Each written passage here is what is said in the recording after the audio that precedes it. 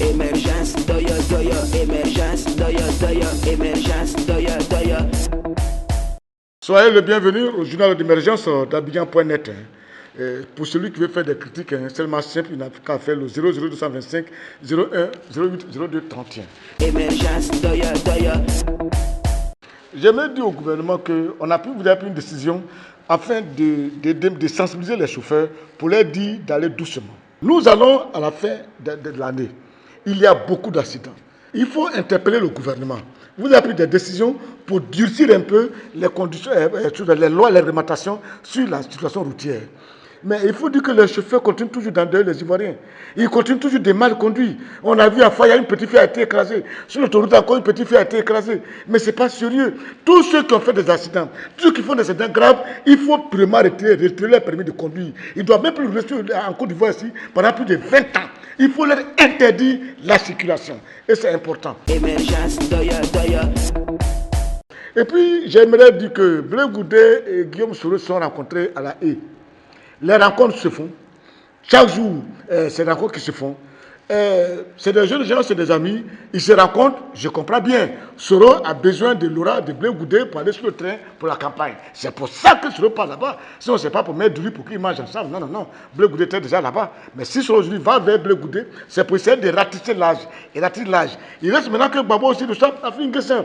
Parce qu'il faut que chacun se rapporte de chacun. Je vous dis, parce qu'aujourd'hui nous sommes assis là. Chaque parti est en train de mener sa lutte. Il faudrait que pendant que Soro fait ce ratissage, il faut que Babo aussi mette ce ratissage. Et c'est important. J'ai l'impression que les gens n'ont pas de plan de gouvernement, si ce n'est que la nationalité des gens qui les intéressent. Telle personne, on donne des candidatures à des Boukrabés. Des gens font un meeting, on dit que c'est des Maliens qui sont là-bas. C'est pas bon. Éviter ces genres de langage, ce n'est pas du tout bien. Si celui qui est conscient, celui qui a déjà oublié ce qui est arrivé à la Côte d'Ivoire à cause de cette fibre ethnique, qui est tellement sensible, continue toujours d'envoyer cela, je pense qu'il faut l'interpeller. Si je veux comparer aujourd'hui les régimes qui ont sudé la Côte d'Ivoire, c'est-à-dire Oufou-Bagny, Bédié, Guéhi, Babo et Alassane, je dirais qu'avec Oufou-Bagny, on a vu le miracle ivoirien. Tout le monde en parlait. On a chanté partout le miracle ivoirien. Et avec Bédié, il avait un slogan, progrès pour tous, bonheur pour chacun. Mais est-ce que j'ai compris ce qu'avait Bédié? On n'a pas vu le progrès pour tous, on a vu le bonheur pour chacun. Et quand Babo est venu, je ne peux pas le classer parce que Guéhi est venu pour quelques mois. Babo, je n'ai pas pu le classer parce que je suis coincé parce qu'il a fait 2 ans seulement et les 8 autres années, c'est la guerre qu'il a essayé de régler. Maintenant, quand Ouattara est venu, quand je pense bonheur pour chacun, progrès pour tous, je dis avec Ouattara, on a pu avoir le progrès pour tous, mais pas le bonheur pour chacun. C'est-à-dire avec Bédié, on a eu le bonheur pour chacun, pas le progrès pour tous. Et après, avec Alassane Ouattara, on a vu le progrès pour tous, pas le bonheur pour chacun. Et je pense qu'il faut qu'on dise ça pour que les Ivoiriens comprennent. Pour dire que tous ceux qui luttent là, tous ceux qui s'excitent là, ce n'est pas au nom de la Côte d'Ivoire qui s'excite, hein, ce n'est pas au nom des Ivoiriens. La Côte d'Ivoire ici là, on n'a pas de problème, on vit déjà en paix, on est tranquille ici.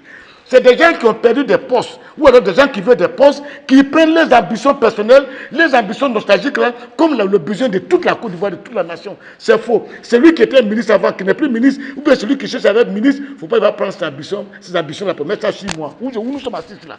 On n'a rien gagné, on n'a rien perdu, donc ce n'est pas vos ambitions qui sont nos ambitions. Laissez-nous tranquilles, il faut que chacun parle doucement, qu'on évite l'arrogance. À bon entendeur, à la prochaine.